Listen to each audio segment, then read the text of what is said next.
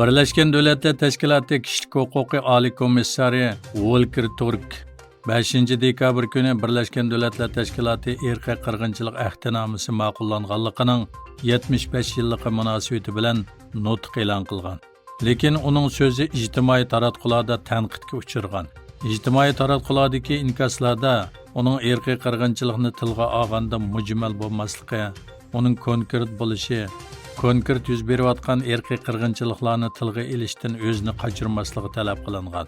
O sözüdə növbətdə davamlaşıyotgan Uyğur irqiy qirg'inchiligini, Falastinda bo'layotgan qirg'inchilikni tilga olmagan.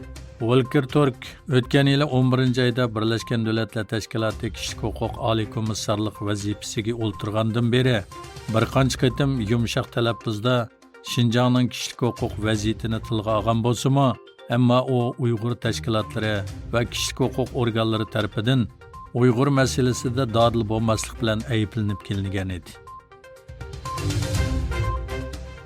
Xitoy yaqinqi yillardan beri Sharqi Turkistonga Xitoy oqqullarini jalb qilib, Sharqi Turkistonni butunlay xitoylashtirish uchun Sharqi Turkistonning har qaysi joylarida sayohat rayonlarini ko'plab qurmoqda va Xitoylarni Sharqi Turkistonga yerlashtirishga, sayohat qilishga chaqiriq qilgan tashviqotlarni ko'paytib kelmoqda. Tangirtaq to'rining xabar qilishicha, umumiy uzunligi taxminan 276 kilometr keladigan Sharqi Turkistondagi Taklimakanni besib o'tadigan 4-nomerlik tosh yo'l Tumshuq Konyo tosh yo'lida qatnash boshlangan. Xabarda oshkorlanishicha, Tumshuq Konyo tosh yo'li Sharqi Turkistondagi atalmish ishlab chiqarish qurilish maydoni 3-diviziyasining Tumshuq shahri bilan 14-diviziyaning Konyo shahrini tutashtiradigan Sharqi Turkistonning janubidagi Bo'zyer o'zlashtirish rayonidagi g'ol liniya tosh yo'li ekan.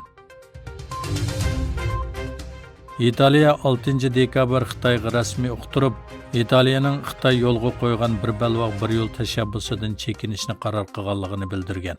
Reuters agentligining Italiya hukumati ichidagi manbalardan so'zini naql keltirib xabar qilishicha, Italiya hukumati bu qaror sababli Beijingning Italiyadan iqtisodiy o'ch olish ehtimolligini o'ylashib baqqan.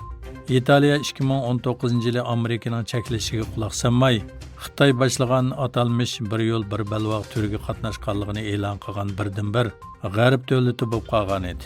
Italiya bosh ministri Giorgia Meloni o'tgan yili vazifaga o'tirgandan keyin Xitoy hukumati raisi Xi Jinping o'tirg'i qo'ygan turdan chekinishni xohlaydiganligini aytgan edi va bir balvoq bir yo'l turining Italiyaga ko'rinarli foyda ilib kelinmaydiganligini o'tirg'i qo'ygan edi. Xitoy xalqaro jamiyatda xalqning diniy e'tiqod erkinligiga kafolatlik qilganligini kuchab tashviqot qilayotgan bir paytda Xitoy siyosiy maslahatchilar kengashi Beijing shaharlik komiteti Beijingda dinni xitoylashtirish siyosatiga aloqador maxsus yig'in va surat ko'rgazmasi o'tkazgan.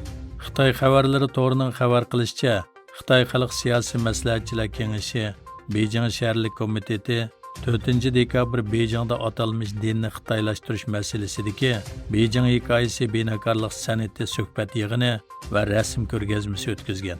Ko'rgazmada Budda dini, Daojao dini, Islom dini, Katolik dini va Xristian dinidan iborat 5 cho'ng dinning imoratlarining 300 parchadan ortiq tanlangan surati ko'rgazma qatnashtirilgan. Yevropa İttifaqı Xitoy boshliqlar yig'ini 7 dekabr Beijingda o'tkazilgan bo'lib, Xitoy davlat raisi Xi Jinping, Yevropa İttifaqı kengashining raisi Charles Michel va Yevropa komitetining raisi von der Leyen bilan ko'rishgan. Xi Jinping 4 yildan keyin tunji qitim 100 turani o'tkazilgan Xitoy Yevropa İttifaqı boshliqlar yig'inida Yevropa İttifaqı rahbarlariga Xitoy bilan Yevropaning o'xshamagan siyosiy tuzilmalari sababidan bir-birini raqib deb qaramasligi yoki to'qinishib qolmasligi kerakligini bildirgan. Yevropalik bir amaldor hafta beshida Bruselda muxbirlarga boshliqlar yig'inida tilga og'udek hech qanday natija yo'qligini va birlashma bayonot e'lon qilmaydiganligini aytgan edi. Bir necha yildan buyon Sharqi Turkistondagi urug' tuqqanlarning izdirikini qilib yurgan 5 qozoq namoyishchi Almatodagi Xitoy konsulxonasiga yaqinlashmoqchi bo'lganda Qozog'iston soqchilari tarafidan to'sib qo'yilgan.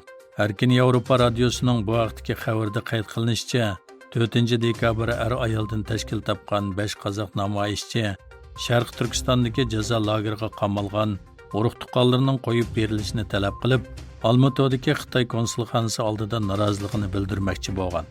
Ammo Qozog'iston soqchilari tomonidan to'sib qo'yilgan.